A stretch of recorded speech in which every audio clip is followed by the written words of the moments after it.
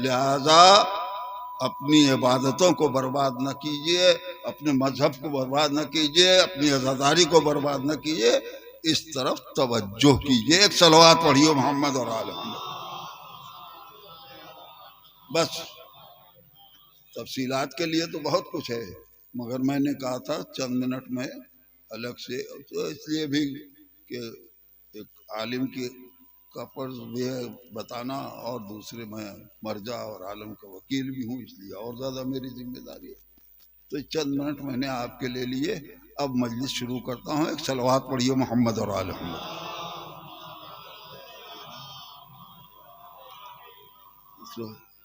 कुछ फीकी सलवात है, सलवात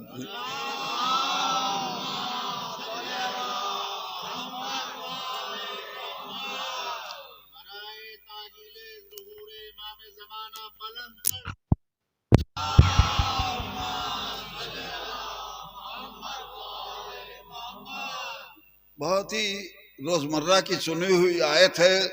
उसके सिलसिले में सिर्फ इतनी सी बात कहूंगा कि कहा यह जाता है कि ए रसूल कह दीजिए कि हम आजुर रसालत में कुछ नहीं मांगते तुमसे सिवाय इसके कि हमारे अहले बैत से हमारे अहले बैत से मोहब्बत करो। ये है कि नहीं? बराबर सुनते हैं ना। मैंने सोचना शुरू किया कि ये हमारे अहले बैत, ये हमारे की कैद कहां से आई? वो हमारे ला असलुकुम अलैहि अजरन इल्लल मवद्दत फिल कुर्बा। अजर रिसालत कुछ नहीं चाहते सिवाय कुर्बा की मोहब्बत के, सिवाय कराबतदारों की मोहब्बत के। तो ये कहां से कि नबी कह दीजिए हमारे कराबतदारों की मोहब्बत अजर रिसालत, हम कुछ नहीं मांगते सिवाय इसके कि हमारे कराबतदारों से मोहब्बत करो। ये कहां से है? आप हैरान होंगे कि जिंदगी भर तो यही सुना। सलवात पढ़िए मोहम्मद और आले मोहम्मद पर।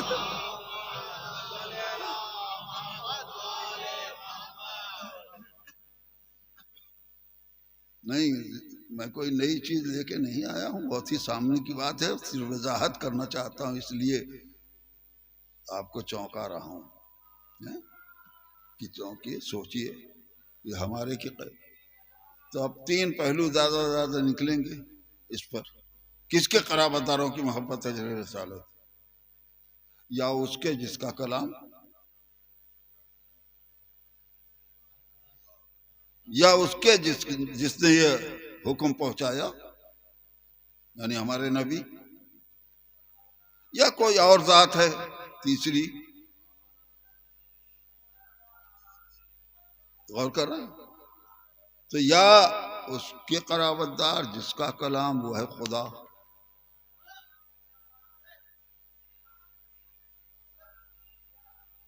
कराबतें, तवज्जो, कराबतें पैदा होती हैं पैदाइश से। कोई किसी को जन्म दे दे, बाप दादा लकड़ दादा, किसी से जन्म ले ले, बेटा बेटा पोता नवासा सब कुछ, तो कराबतें तो पैदाइश से पैदा होती है ना। अब वो ऐलान किए बैठा है लम यलिद वलम यूलद, न हमने किसी से जन्म लिया न किसी को जन्म दिया, न कोई हमारा बाप दादा लकड़ दादा मिलेगा, न कोई बेटा पोता नवासा। तो अब उसके कराबतदार नहीं मिलेंगे, कुर्बत वाले मिलेंगे, कराबत वाले नहीं मिलेंगे। सलवात पढ़िए मोहम्मद और आले मोहम्मद पर। हो गई बात। दूसरा मरहला, उनके कराबतदार जिसने हमको ये हुक्म पहुंचाया, जिसके जरिए हुक्म मिला, यानी हमारे नबी। अरे अब इसमें क्या शुबा है? सभी कहते हैं यही कि नबी के कराबतदारों की मोहब्बत है, मान लेने में कोई हर्ज भी नहीं था।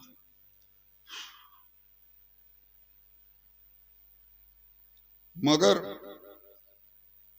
कुरान ही ने कहा है, मेरे अजीजों गौर करना, बहुत ही रोजमर्रा की बात सुनी हुई है, सिर्फ एक गोशा है। सोचने का। कुरान ही ने कहा है कि जो फस्सिरो बाजहू बाजा, कुरान का बाज हिस्सा बाज हिस्सों की तफसीर है। इस रोशनी में गौर कीजिए कि कुरान ने कहा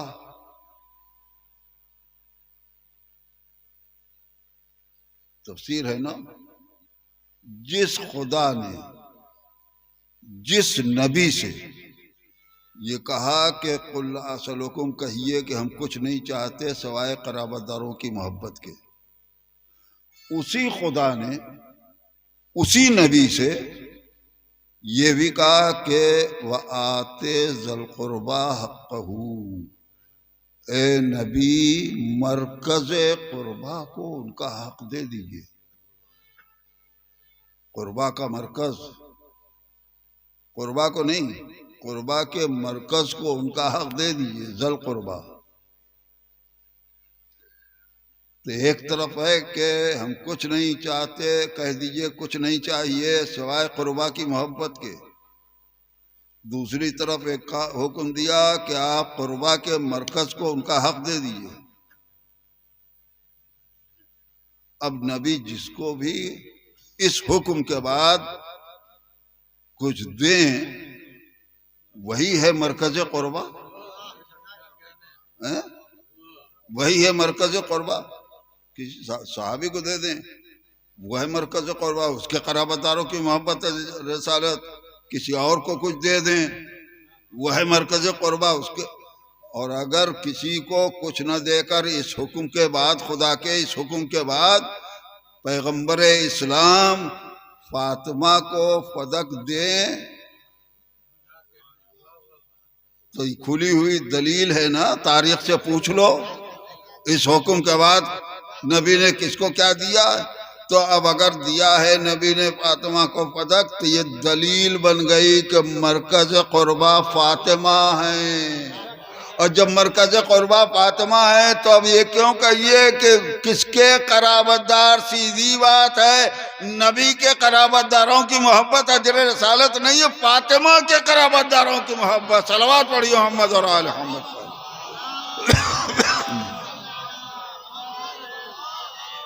एक बार और दुरूद पढ़िए मोहम्मद और आले मोहम्मद पर।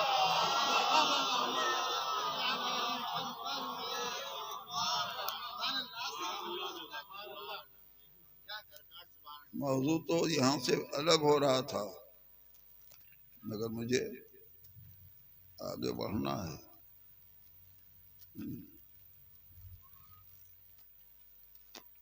कराबतें पैदा होती हैं पैदाइश से, बनती हैं कराबतें। मरकज क़ुरबा, क़ुरबा का मरकज पैदाइश बुनियाद है ना। अब ढूंढो ये कौन लोग हैं, तो हमसे मत पूछो कि कौन है। ये तो हमने एक बात कही है कि तफसीर कुरान, अब हमको किसी मुफस्सिर से पूछना ही नहीं है।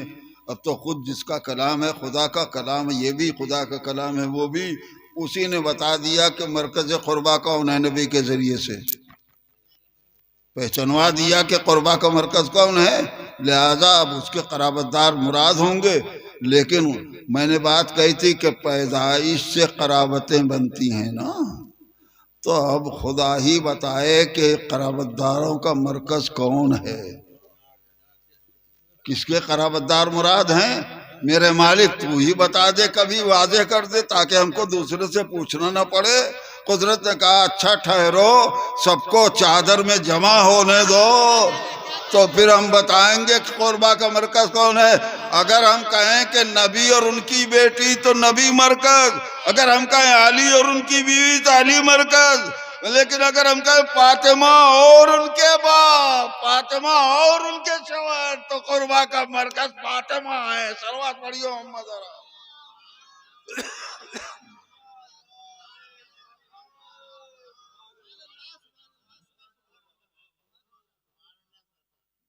अब आइए अजमत मासूमे कौन है जाने, कुर्बान दुनिया पहचाने कि फातिमा क्या है।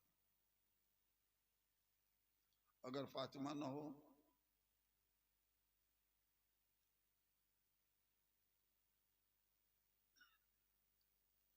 तो हमारी औरतें मुसलमान हैं कि नहीं,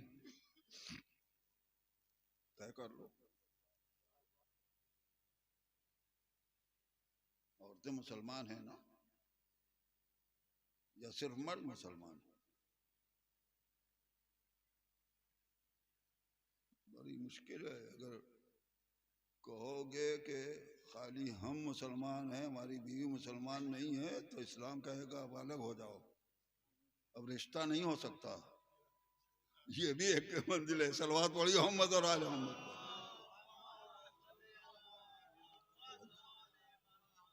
तो जो कि हमारे औरतें हमारी मुसलमान हैं कि नहीं हैं? और कुरान ने क्या कहा है? मुसलमानों सुनो, लक़द काना लकुम फी रसूलिल्लाहि उस्वतुन हसना। मुसलमानों तुम्हारे लिए अल्लाह के रसूल का उस्वा सीरत कानून है। तो मुसलमानों के लिए इस्लाम का कानून नबी की सीरत है, नबी का उस्वा है। तो अब तो वही तो मुसलमान होगा जिसको नबी की सीरत मिले। नहीं गौर किया आपने? अब तो बस वही मुसलमान होगा जिसको नबी की सीरत मिले, नबी का उस्वा मिले, नबी की सीरत मिले।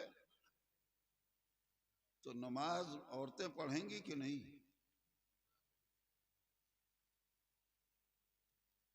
है?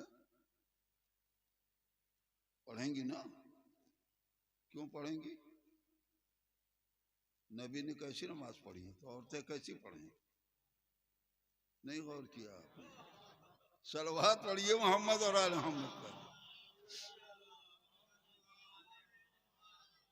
आप ये झगड़ा तो बाद में तय कीजिएगा कि नबी ने हाथ खोल के पढ़ी थी कि हाथ बांध के पढ़ी थी।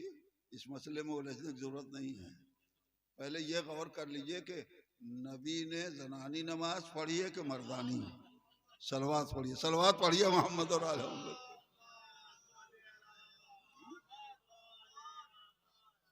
अगर मर्दानी नमाज पढ़ी है तो मर्द हैं मुसलमान, औरतें नहीं है।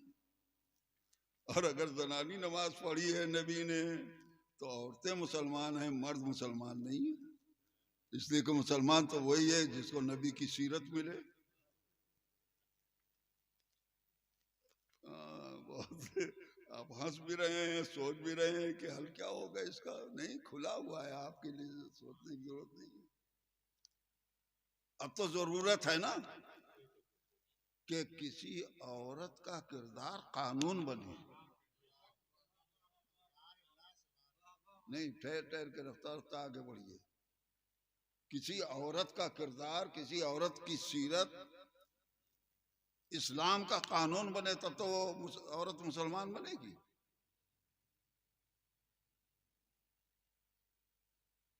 मान ले फलां औरत, उसका किरदार बहुत बुलंद है, बहुत ऊंचा है, वो उसी के किरदार को इस्लाम का कानून बनाओ। ठीक है, क्या जरूरत है कि कीड़े निकालिए, ऐब निकालिए और कंडम कीजिए किसी के किरदार को? मान लीजिए बहुत ऊंचा किरदार है, बनाइए कानून। ये बताइए कि जिसका किरदार बहुत बनल है, जिसको तुम कानून बनाओगे, वो रसूल है कि नहीं?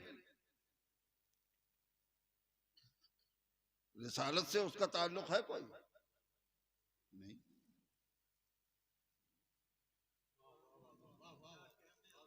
तो हर औरत का किरदार इस्लाम का कानून नहीं बन सकता। और कुरान तय किए बैठा है कि रिसालत का कानून, रिसालत का उसवा कानून है, रिसालत का उसवा कानून है। तो अब जरूरत है कि कोई ऐसी औरत कायनात में हो कि जिसका किरदार रिसालत का किरदार बने। जब तक उसवतुर रसूल न मिलेगा, न औरत मुसलमान होगी, न मर्द मुसलमान होगा।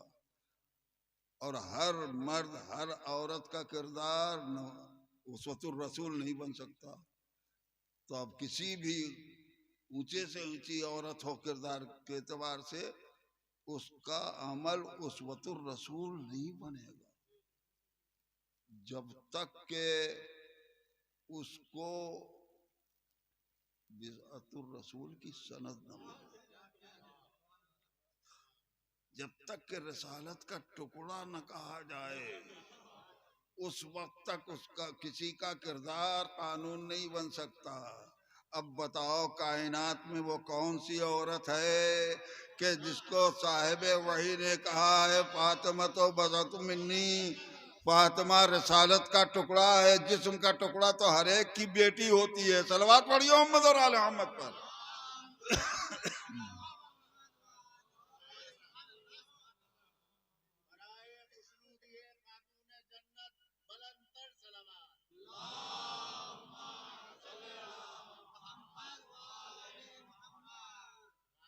तो अगर किसी ने फातिमा को नहीं माना तो उनकी औरतें हरगिज मुसलमान नहीं बन सकती।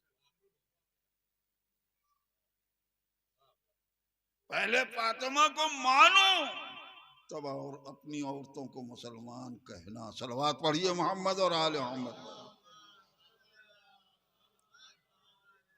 इसलिए कि जब तक उसवतुर रसूल न मिले किसी से, किसी का किरदार जब तक सीरत रसूल न बने, उस वक्त तक कानून नहीं मिल सकता।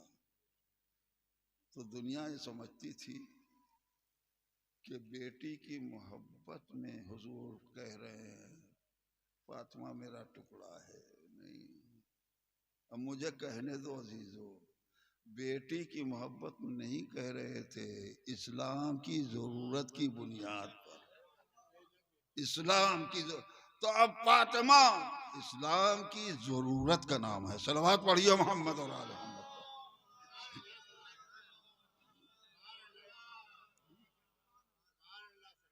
फातिमा अजमत अजमत मासूमा कौनैन रसाई मुश्किल है। कौन सी मंजिल है जहाँ फातिमा मरकज न हो। फातिमा ना होती तो दीन मुकम्मल न होता। फातिमा न होती तो हमारी औरतें मुसलमान न बनती सीरत के एतबार से। अमली तौर पर बहुत से मसाइल हैं जो औरतों के हैं। अब आइए चलिए, बात आई थी थोड़ी सी, अगर बात पहुंच रही है भी ख्वातीन तक तो उनके लिए भी बात हो जाए अजीजों। नहीं, तबलीग की डराने वाली बात नहीं, समझाने वाली बात कि मुसल्ले पर आएंगी तो कैसी नमाज पढ़ें। अब बात कही थी ना मर्दा हुजूर कैसी नमाज पढ़ें, जनानी की मर्दानी। तो कोई पूछे क्या नमाज भी जनानी मर्दानी? हाँ भाई, सोचो, औरत के लिए हुक्म यह है कि जब खड़ी हो मुसल्ले पर तो उसके कदम मिले रहे। जब खड़ी हो मुसल्ले पे तो उसके हाथ सीने पे रहे। मर्द खड़ा हो तो पांव में फासला रहे।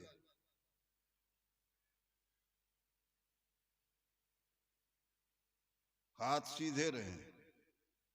हाँ? तो फर्क हो रहा है कि नहीं जनानी मर्दानी का? अरे बहुत से मुस्ताबात है, इनको छोड़िए। मैं आखिरी बात कहना चाहता हूं कि जिसके बाद आगे बढ़ूं। मर्द के लिए जिस्म छिपाना नमाज में कितना है? टोटल टोटल नाभ से लेके घुटने तक का जिस्म छिपा रहे काफी है।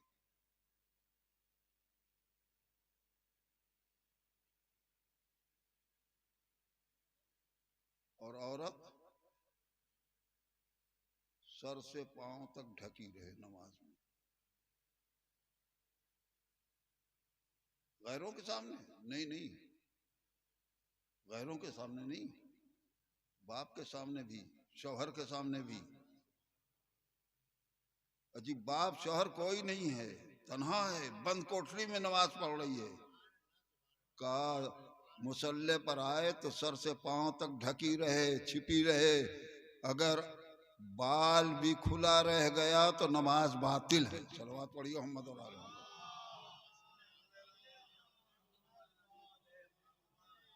जिस्म, हाँ, बहुत से ऐसे लिबास हैं कि जिसमें रुकू में कम से कम जाने में जिस्म खुल जाता है, सजदे में जाने में। ऐसे कपड़े में नमाज बातिल है औरतों की। जिस्म का कोई हिस्सा तन्हाई में भी पढ़े और खुल जाए तो नमाज बातिल है। नादानी में हो तो वो अलग चीज है, इल्म ना हो सके, लेकिन अगर इल्म हो जाए तो नमाज बातिल है। सिर्फ कलाई, चेहरा, ये है इजाजत कि खुला रह सकता है नमाज की हालत में, लेकिन जिस्म का कोई हिस्सा अगर खुला रहा तो नमाज बातिल है। अब हुजूर कैसी नमाज पढ़ें, है ना? तो अब जरूरत है कि नहीं कि कोई रसालत की सीरत दे सके। तो अजमत फातिमा को पहचान लीजिए। क्या अगर फातिमा न होती तो हमारी औरतें नमाज न पढ़ पाती। सलवात पढ़िए मोहम्मद और आले मोहम्मद पर।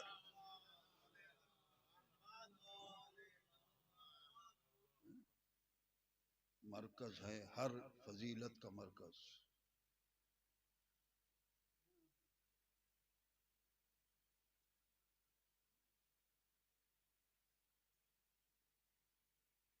मुबाहले का मरकज भी फातिमा है, जो इस्लाम की फतह की निशानी बनी है।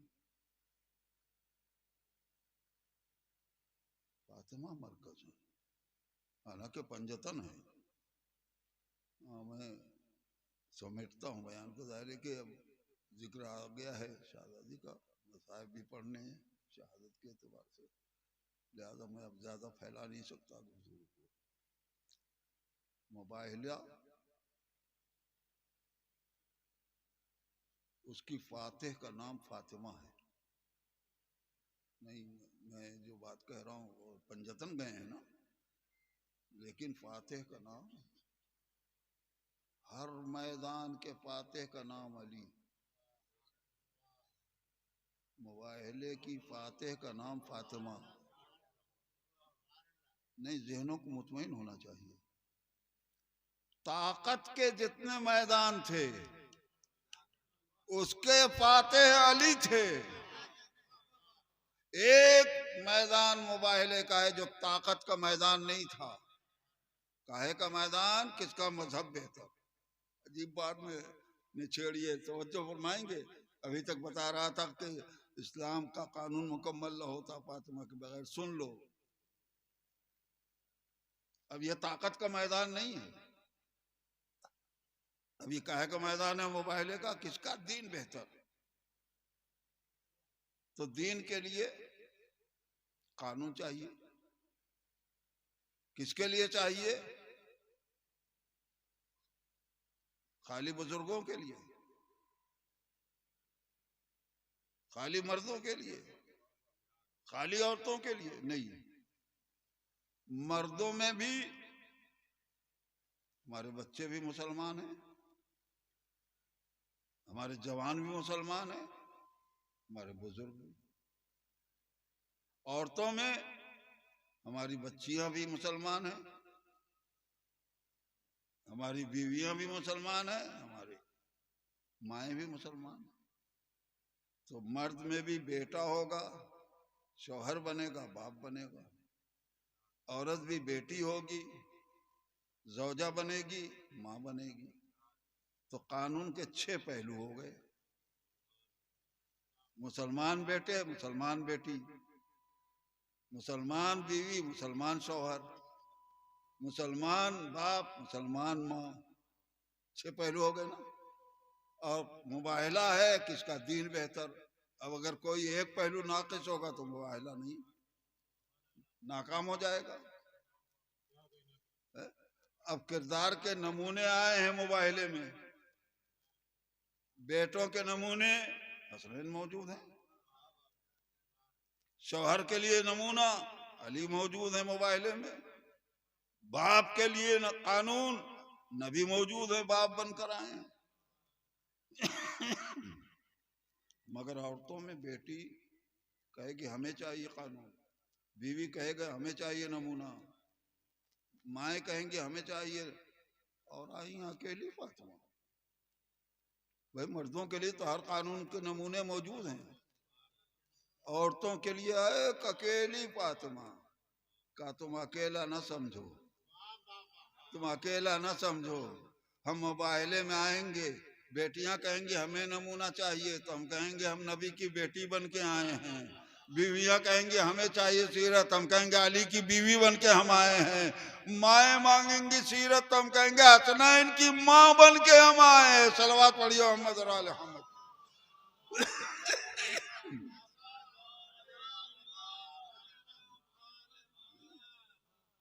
कौन पहचाने अज़मत फातिमा। बात जुमला था कि अकेली मुबाहले की फातिह तन्हा फातिमा। जी तन्हा कैसे, औरतों वाले हिस्से की फाते हैं, आधा आधा मुबाहला उनको मिला है, आधा तो है मर्दों के पास। नहीं समझ आया तुम्हें? कहो ठीक है, थोड़ी देर के लिए नबी को अलग कर लो मोबाइल से, अली को अलग कर लो, शहजादों को मोबाइल से अलग कर लो। अब बताओ मोबाइल असर होगा? नहीं नहीं, आए तो हैं ना, कहे काय को अलग कर ले। हमने कहा ठीक है न करो अलग, तो नबी से पूछ लो, वो बाप को नमूना दे रहे हैं ना, पूछो किसके बाप हैं।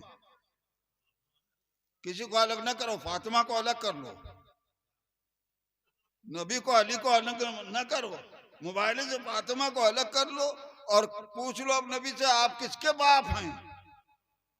अली से पूछो किसके शौहर बन के आए मोबाइल में, शहजादों से पूछो किसके बेटे हैं आप। अगर फातिमा न होंगी तो फिर मर्दों को भी कानून पूरा न मिल सकेगा। लिहाजा हर एक को कहना पड़ेगा हम फातिमा के बाप हैं, हम फातिमा के शौहर हैं, हम फातिमा के बच्चे हैं, तब तो मर्दों का कानून मुकम्मल होगा। तो अगर फातिमा न हो तो मुबाहला नहीं है। सलवात पढ़ियो मोहम्मद और आले मोहम्मद। मुख्तलिफ रुख से आप सुनते रहते हैं, कभी कभी इस रुख से भी बात को पहुंचाना चाहिए, इसलिए छेड़ दिया है बस। एक सलवात पढ़िए मोहम्मद और आले मोहम्मद पर। अजमत फजीलतें बेशुमार हैं, हर आयत का मरकज फातिमा है, मैं कह चुका, और एक को कहाँ पेश किया जा सकता है। वह मुख्तसर ये है कि दुनिया ने पहचाना नहीं फातिमा।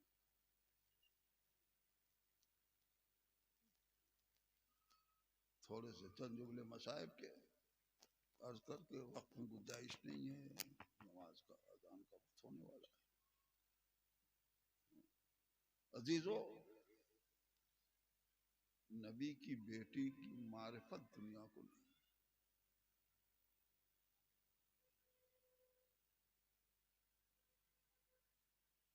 नबी की बेटी ने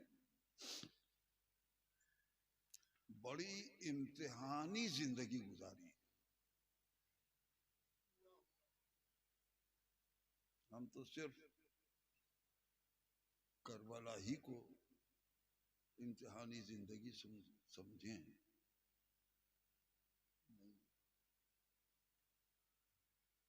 फातिमा की पूरी जिंदगी इम्तिहान।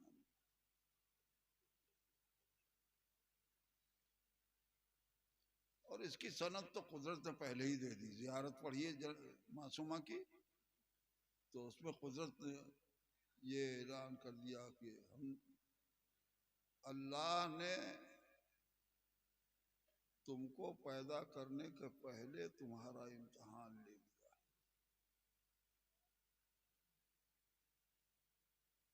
पैदाइश के पहले कुदरत ने आजमाया है, पैदाइश के बाद दुनिया ने इम्तिहान लिया है। और हर मौके पर फातिमा अपने इम्तिहान में कामयाब, क्या कहूँ, मरकज बनी नजर आती है। कोई भी इम्तिहान हो, मरकज है फातिमा। ये न समझना मौलाई और शहजादी के चाहने वालों के फातिमा मौला के घर आने के बाद मसाइब का शिकार बनी।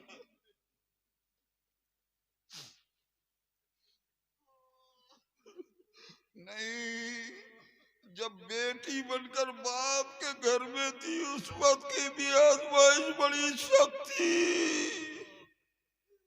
कमसिनी में बेटी की हैसियत से भी फातिमा ने बड़े सख्त इम्तिहान दिए हैं, सख्त मंजिलों से गुजरी हैं।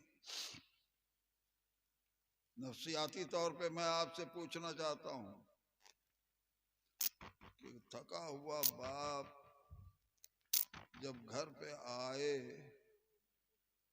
और बेटी बढ़ के दौड़ के जाए दरवाजा खोले,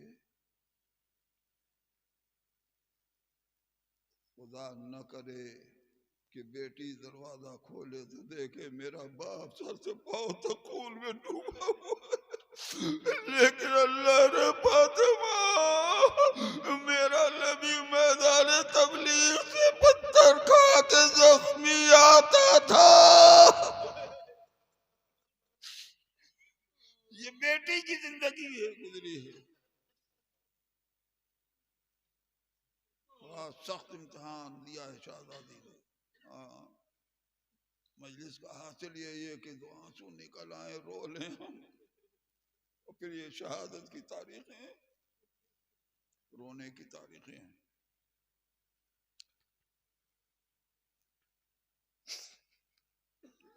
रवायत कहती है कि बाप को लेके आती थी और बिठाल कर, एक छोटा सा किरदार सुन लो, बिठाल कर पहली खिदमत जो करती थी बाप की, बाबा के पांव के मोजे उतारती थी। नहीं, अभी आपने एहसास नहीं किया कितना बड़ा ये सीरत का टुकड़ा है शहजादी को। आप नफ्सियाती तौर पर पहचाने कितना ही थका हुआ बाप घर में आए, अगर बेटी बढ़ के पाँव के मोजे उतारने लगे तो थकन का एहसास मिट जाता है। फातिमा ने बेटियों को एक छोटा सा किरदार दिया है, पाँव के मोजे उतारे। उसके बाद तश्त और लोटा लेकर के बैठ गई, बाप के जख्म धोने, मरहम पट्टी करने। हाँ, बहुत ये बड़ा सख्त मरहला है छोटी बच्चियों के लिए कि जख्मी बाप हो, बाप के जख्म धोए। फातिमा इस इम्तिहान से गुजर रही थी, जख्म धो रही थी बाप के। रोने वालों, रवायत कहती है कि जख्म धोते धोते बताओ बीबी ने आवाज दी,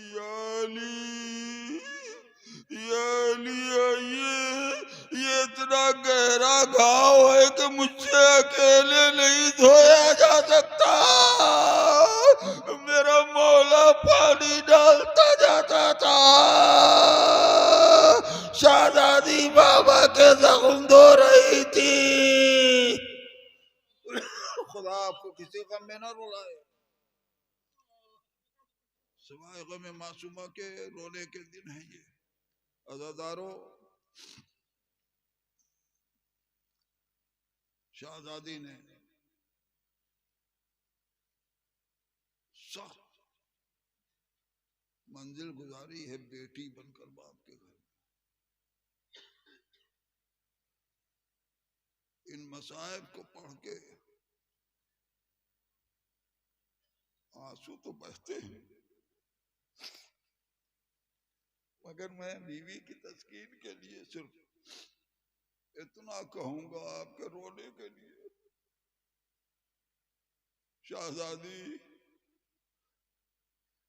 शहजादी, आपको दुनिया ने इतना मौका तो दे दिया कि आपने अपने बाबा के जख्म धो लिए, जरा करबला में आ जाइए। एक कमसिन बच्ची है, बाप जख्मी खून में डूबा हुआ खड़ा है। हाय सकीना,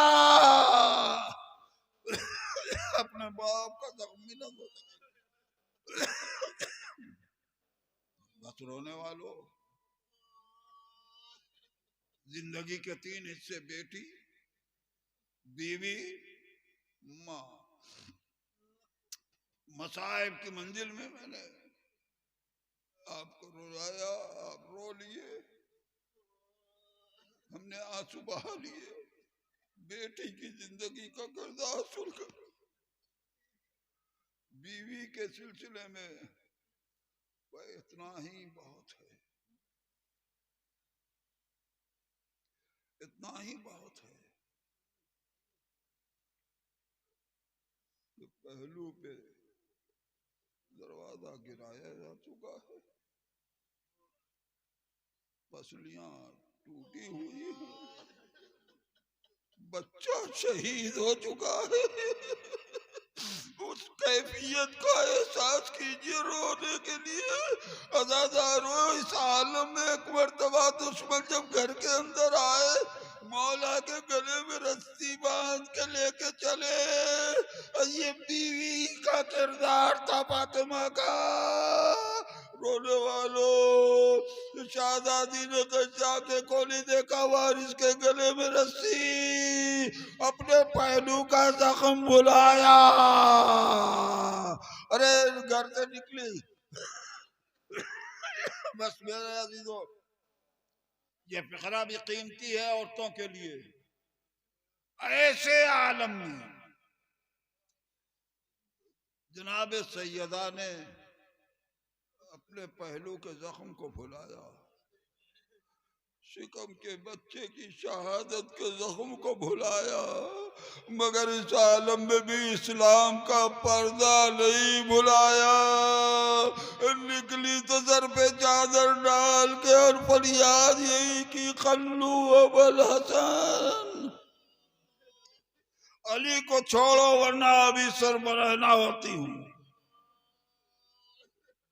रोले वालों, बीवी के हैसियत से जो किरदार पेश किया है, वरना सीरत के एतबार से तो पूरी मजलिस चाहिए कि कैसी जिंदगी गुजारी है शहजादी ने बीवी की हैसियत से। मौका मिलेगा तो इसी मौजू पर कभी कुछ अर्ज किया जा सकता है रोने वालों। और रह गई माँ की हैसियत से, शहजादी की जिंदगी पर निगाह डालिए तो इतना ही काफी है, इतना ही काफी है कि जिसकी मां नहीं थी, जिसकी बेटी थी, उसने फातिमा को अपने बाप की मां कहा है। यही काफी है मां की हैसियत से समझने के लिए कि नबी ने अपनी बेटी को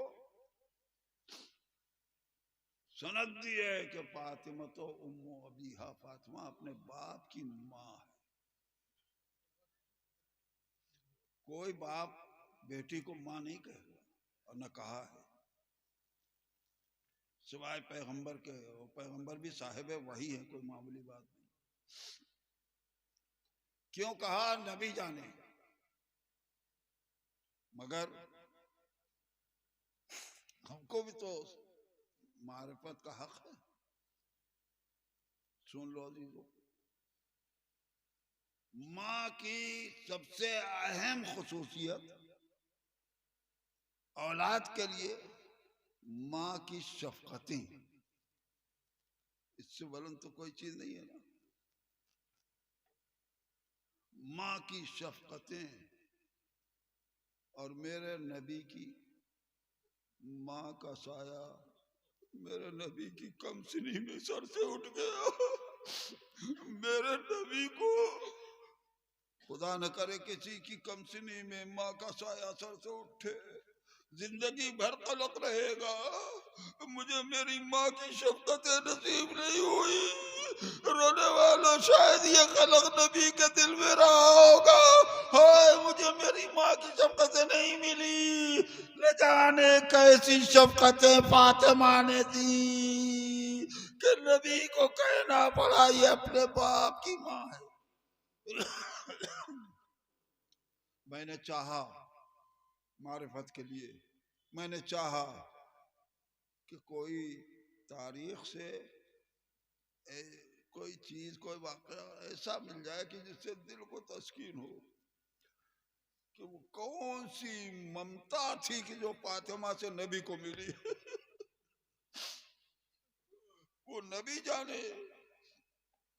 मगर तारीख ने हमें एक बात बताई, चाहने वालों, खंदक में नबी और आले नबी पे 3 दिन का फाका था। सुना है ना कि नबी ने खंदक खोदने के बाद पेट पे पत्थर बांध लिया था। क्यों बांधा था? इसीलिए कि फाका था, इस्लाम की खिदमत में रुकावटें न डाले जाते, लिहाजा पेट पे पत्थर बांध लिया था कि खोदने में तो रुकावट न पैदा हो। रोने वालों, 3 दिन के बाद किसी ने, रिवायत है कि जनाब सैयदा के पास एक रोटी भेज दी। बीवी ने रोटी के टुकड़े किए। सुनो ममता का असर। रोटी के टुकड़े किए, आवाज दी बेटा हसन करीब आओ।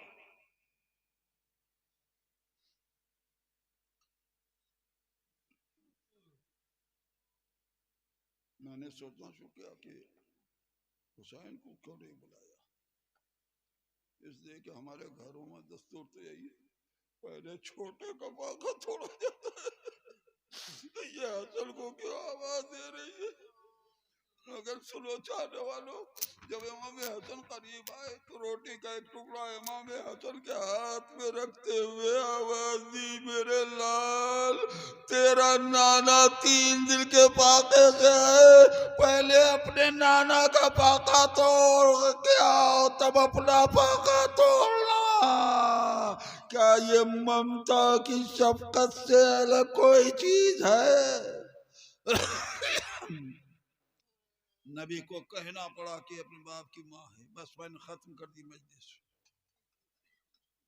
अज़ादारों, रोने वालों, जब फातिमा की शफकतें और ममता उसके लिए हों कि जो फातिमा की माँ नहीं है, फातिमा जिसकी माँ नहीं है, तो जिसकी माँ थी फातिमा, फिर उनके लिए माँ की शफकतें कैसी रही होंगी मैं नहीं अंदाजा कर सकता। वो सब आप सुनते रहते, बंदे कपड़ का टूटना, सारी चीजें, मगर मैं तो सिर्फ एक बात जानता हूँ, रो लीजिएगा रोने वालों। सुना होगा आपने कि बीबी ने, शहजादी ने मौलाए कायनात को बुलाया था, कुछ वसीयतें की थी। वो सब भी नहीं कि ममता का क्या क्या तकाजा था और क्या क्या किया है। आखिरी दिन में फातिमा ने दुनिया के काम जिस पर मौलाए कायनात ने पूछा, भी सुनते रहते हैं आप कि एक वक्त में इतने काम करते हुए आपको नहीं देखा गया।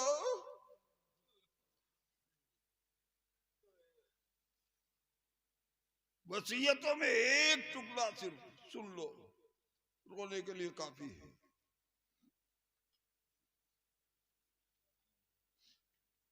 वो सब अलग है कि रात के पर्दे में जनाजा उठाइएगा और गैरों को आने न दीजिएगा, सब रोने के लिए काफी है।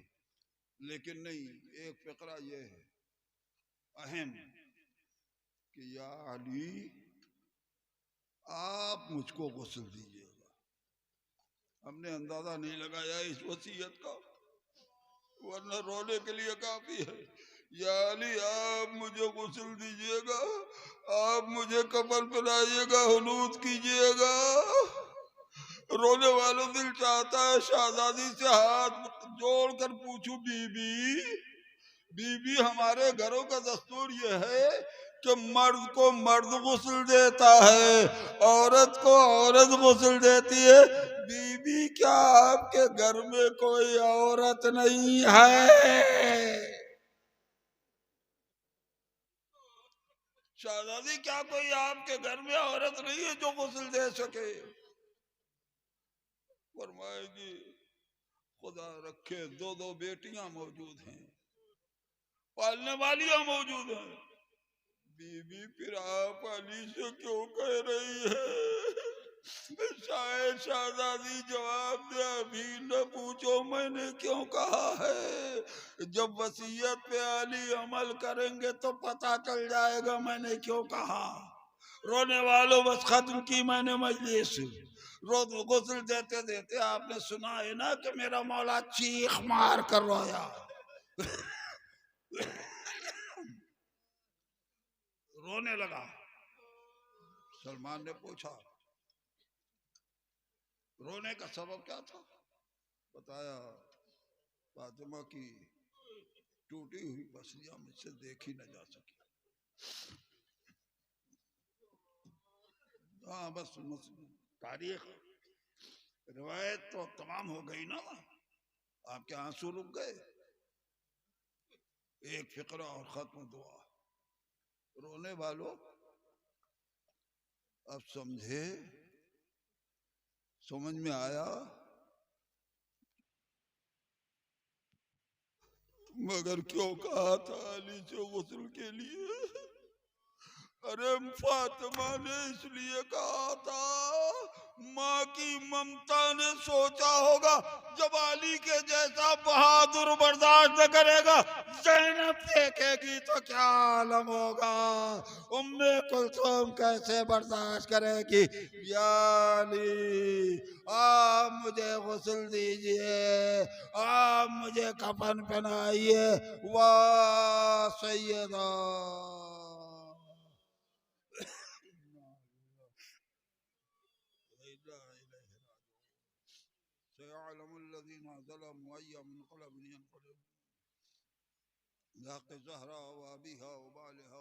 पालने वाले तुझे वास्ता है मोहम्मद और आले मोहम्मद का, हालात हाजरा में हम सब की जान माल आबरू की हिफाजत फरमा।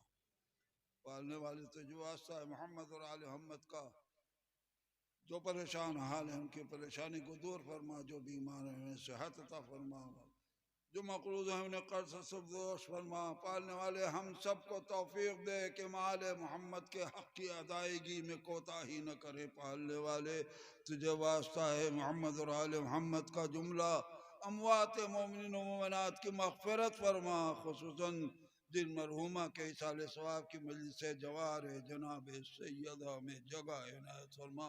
पालने वाले इन्हीं चंद आंसुओं का वास्ता, इसी टूटे हुए पहलू का वास्ता, वारिस करबला इमाम ज़माना के ज़हूर में ताजील फरमा। एक बार सूरह हम, 3 बार सूरह इखलास की तिलावत फरमा कर उसका सवाब, मजलिस का सवाब, जिन लोगों ने कुरान मजीद पढ़ा है उसका सवाब मरहुमा की रूह को हदिया करे।